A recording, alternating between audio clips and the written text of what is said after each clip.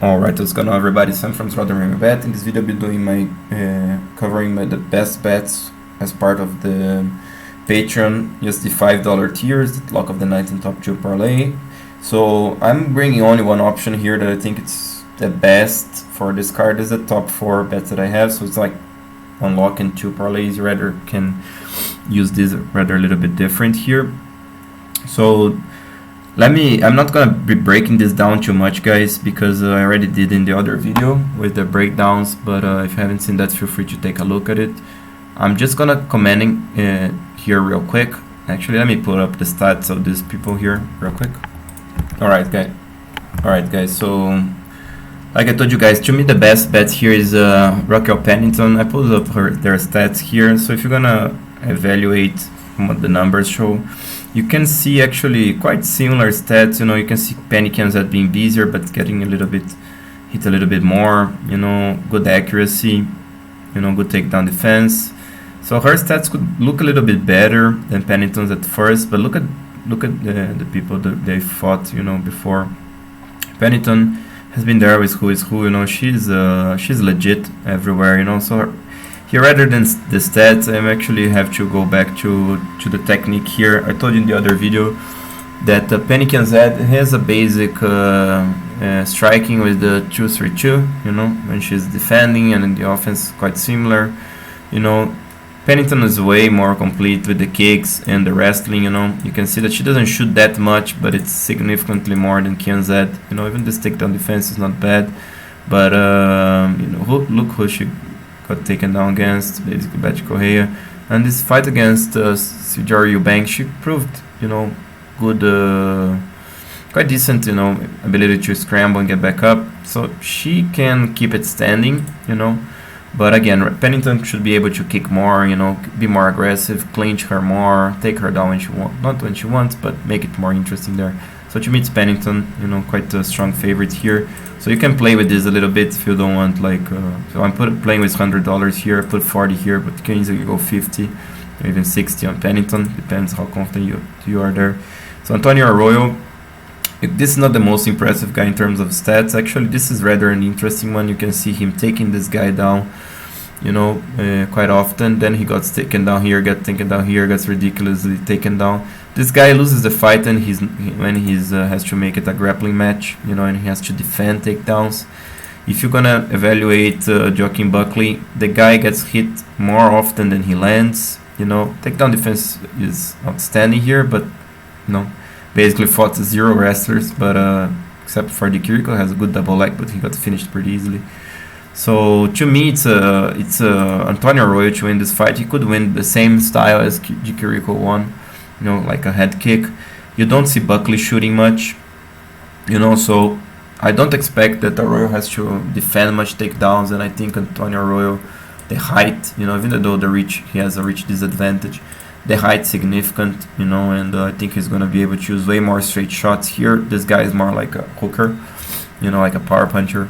So to me, Antonio Arroyo should win this fight, and at plus 170, guys, there's value on Arroyo.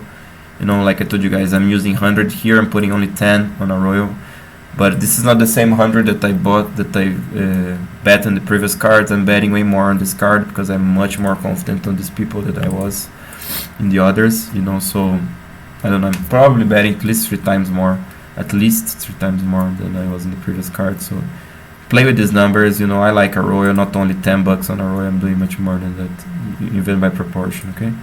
But obviously I'm not recommending anything. This is just the way I'm doing things. So Emily Whitmire, in terms of stats, another one that you can get skewed a little bit. Even though Hannah Goldie, you can see that she's not that impressed. She gets hit quite a bit. Even though she's always on the back foot and trying to counter, she lands quite a bit.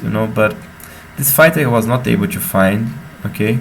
But against Granger, she just basically sat back and lost a clear fight just because she didn't have the range. It's quite similar to with Belbita. She also got dropped by Belbita.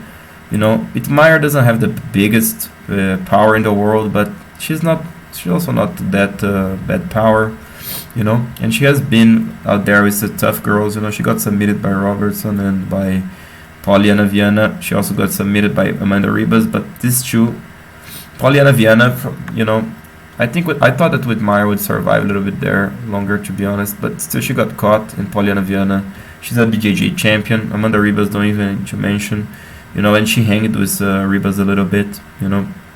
And Robertson, she got caught, but was 4 years ago, so yeah.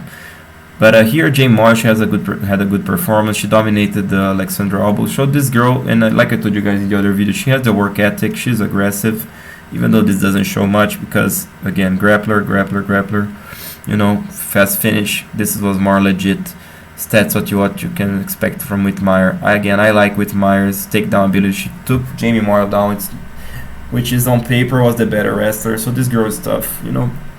I'm taking like a leap of faith here, let's put it this way.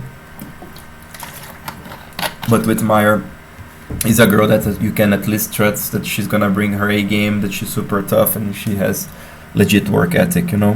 What I wanted to show you guys here too is their Instagram, which makes things interesting to me, because what you see from Hannah Goldie, she's more like a fitness model, you know, type of things, you know, not all her pictures, but most of her pictures are that, you know, she's like you know, dressed up nicely there with showing off her body, her fitness, you know. I think she's more like this type of fighter, you know, that she's like trying to make a name for herself, you know, rather than trying to be like a UFC champion, which I think Whitmire wants very much to be. I'm not sure she's gonna ever be able to accomplish, because she doesn't have that many fights, that much experience, but she's in a legit camp. This girl is coming to fight, you know, and make no mistake about it, she's ferocious in the cage and she's super tough, right? So just for you to compare a little bit the type of pictures they put, to me, Whitmire, much more interested in her MMA career, if you can evaluate from here, but you know,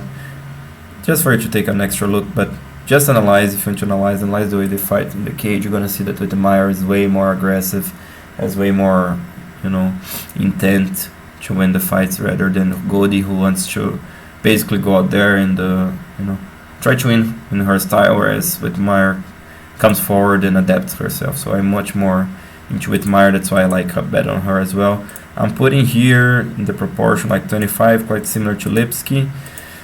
Yeah, quite similar. Lipski a little bit more value, maybe, depends on how you see this, because Lipski has this big hole in her game, whereas Whitmire doesn't have many holes, but doesn't have that much proven talent, at least, you know. So actually, yeah, between them quite 50-50.